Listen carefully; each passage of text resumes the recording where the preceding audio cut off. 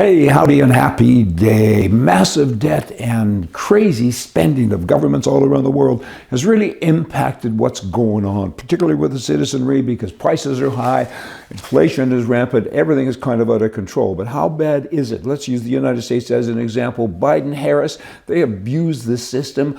Did they ever? I mean, the debt now is an appalling number. It's close to $37 trillion.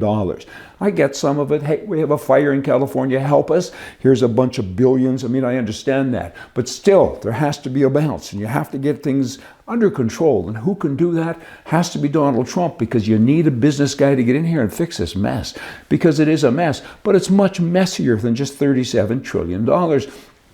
Governments, like so many people, have contingent liabilities. That means you've signed a guarantee for something, okay? Like Medicare, Social Security. Now your mind really can get numb when you think of those numbers, because when you put those into play or into effect, the debt goes up to a staggering $200 trillion. That's an estimate, but hey, 200 trillion? You're kidding me. And this is like within the next couple of years, or a few years at least. I mean, because they say they were out of money. So somebody has to deal with this. So Trumpster, thank goodness you're on board. Get signed in and get to work. I don't know how you do it or why you want to do it, but thank goodness you do. I mean, it helps your business too, and your kids and grandkids and everybody else, but somebody has to grab hold of this mess, because it is a mess. We got to get on this, hey. Then you look at the governor in California. I mean, the Chamber of Commerce now kind of acts like he's a hero. I guess that's okay, because you want to give praise where it's due, because what Newsom has done now, he said, you know what, there's so much red tape in California. What he doesn't say, of course, is he's the one that's made it that way. It is so difficult to do anything. You fill out a form and everyone says, well, this is California. It's kind of like everyone knows already, but it's bad. The regulatory issues, I mean, it's staggering. Look at the price of housing and everything. It's because it takes years to get a permit and to get through the stuff. I mean, it's horrible. But now Newsom is saying, hey, all of you people who were affected by the fire, your homes burned down, your businesses burned down, I'm going to remove all of this red tape so you can build faster. That's good. Back to the Chamber of Commerce. They say, thank you. This is great. Rah. And I get it. But push them.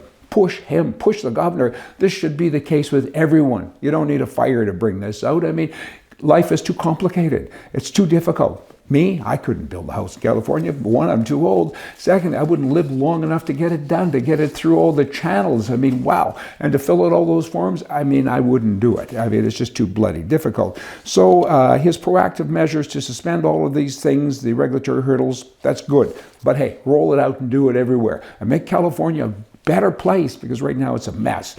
Now, guns, boomity boom boom, in a town called Kennesaw, Georgia. It's against the law to not own a gun since the early 80s.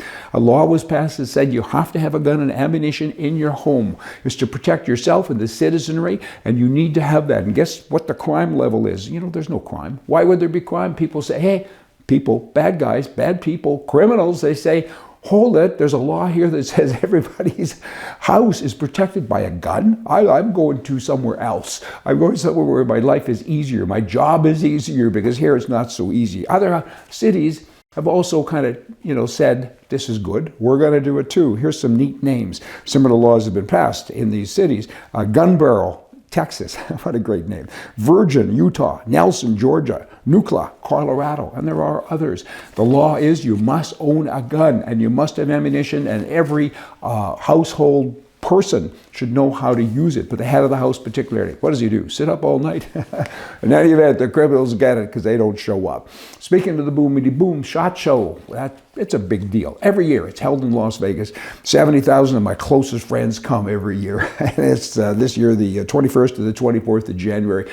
It's all about guns. And on the 20th of January, the day before the actual show, they have what's called Industry Day. And they have guns from manufacturers, hundreds of them, hundreds of manufacturers, where people like me, we can try their guns out and different things, and it's great fun. And it's all about freedom, and people gather, and it's dealers only. It's not open to the public, this show, and people go there and they order their ammo and other things, anything related to the industry for the year. And so it's kind of fun. Looking forward to that, and you all come back. Oh, one more thing. You can tell I have a cold still. I've been warning you people, wear a mask when you watch. So hopefully I've saved your lives, right?